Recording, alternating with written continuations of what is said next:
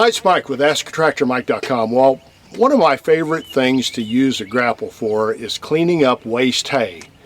And I know it's not the most efficient thing to do, but we feed our horses round bales in these circular feeders over the winter. And we've got a farmer down the road that puts up round bales. We're able to buy, we buy anywhere from 15 to 20 a year. Usually use about 15 or 16, have some left over. But that's what we feed our horses. And of course, the problem with round bales, it's not the most efficient way of feeding. The hay we get comes from right down the road. It's got some Johnson grass in it. It's got a few, maybe buckbrush, might have a briar or two in it. And the horses will pick through that and they'll eat the good grass out of it, and that keeps them fat over the winter. And we supplement too, but it saves us having to feed square bales every night, and they get enough forage and roughage to do them through the winter and do well. And we watch their weight closely. But the problem, as you know, if you've ever fed round bales, with round bales, is you get the waste hay. And horses, I think, are worse than cows. Cows will eventually kind of clean up the better part of a round bale. Horses get to a point they're like, we're done, not going to eat any more of that. And they'll leave the weeds and the stuff they don't eat. And, you know, if anybody happens to poop in the middle of it, they're done with that, of course. And so you get a mat of hay, probably about 8 to 12 inches deep, that smothers the grass and keeps it from growing when the spring comes. So this year I'm going to use my Stringer Grapple, which I absolutely love for this purpose, to pick up the waste hay. And I'm going to give you just a few tips on how to do that if you want to do it. What we're going to try to do is take our grapple, and we're going to try to get it just as level to the ground as we can. And if you notice, the Stringer Grapple has got these reinforced, I call them duck feet. That's what they kind of look like, web feet on the bottom of them. And we're going to try, and we're on really uneven ground. We're going to try to drop those down to where they're just on the ground, just touching the hay. And it takes a little bit of work to get there. The best thing I can tell you, if you're going to do this, if you've got a bucket level indicator like this one, find out where the duck's feet are just level on the ground in relation to where the bucket level indicator is, and remember that. And if you notice on mine here, right at the crook, right when it's just starting to go in the crooked part, that's when the duck feet are level. And so I'm going to drop those down. I'm going to drop them down just to the point where I feel them touch the ground, and then maybe just bring them up a little. And then as I go over this uneven ground, I'm going to adjust them. And what we're going to try to do, I've actually got one round bale that we left from last year, and then one from this year. And I'm going to try to push those all together in a pile and get them out. And we'll see how I do here. And again, you could, if you're in an area where there's not a lot of rocks, maybe get your teeth in the ground just a little bit and tilt your grapple forward. In this area, we've got bedrock right down just below the ground level. And if you run into something like that with the teeth in the ground, you could bend a tooth. I don't care who makes the grapple, something's got to give. And so I'm trying to have my duck feet right level on the ground, and I'm trying to go in really, really slow. I'm in four-wheel drive, but I'm running at a really slow speed. I'm going to try to push the hay up together.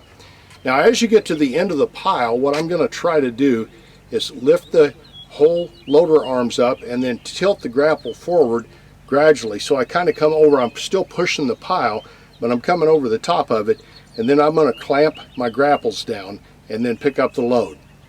And honestly, every year, this is the first time I've done this spring.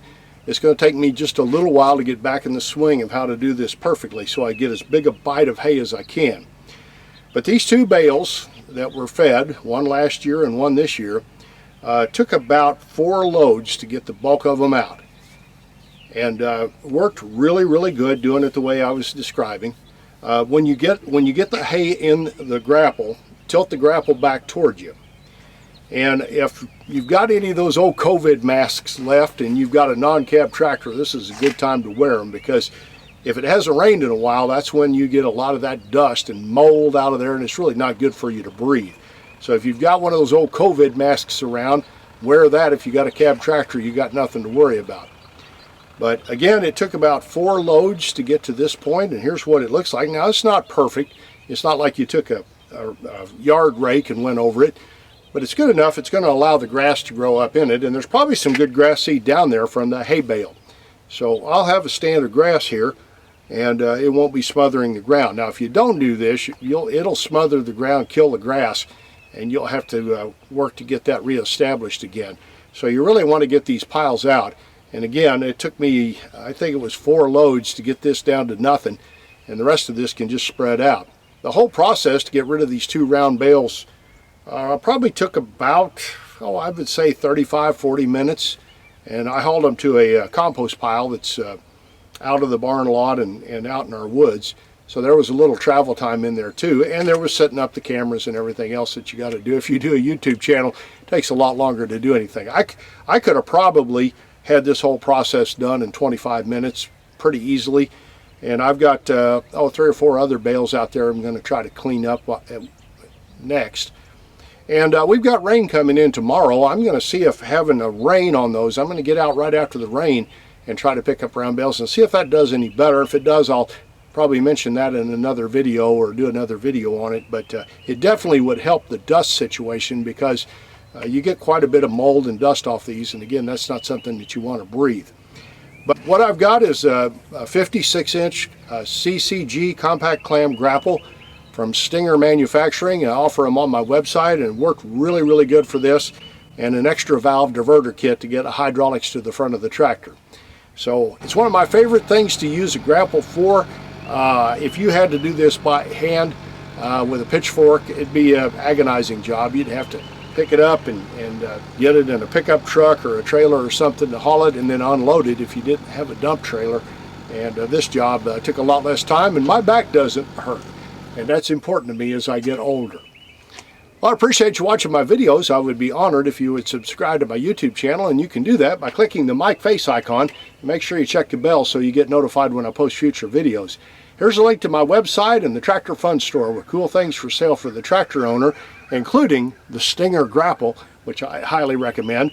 And here's another couple of videos you might want to watch. Thanks for watching.